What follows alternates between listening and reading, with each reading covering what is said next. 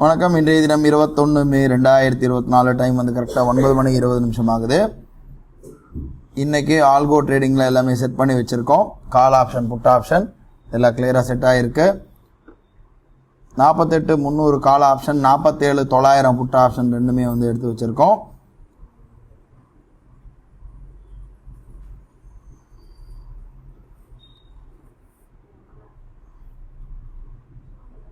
பார்க்குறோம் 48,300 call option வந்து நமக்கு வந்து ஷார்ட் வந்திருக்கு.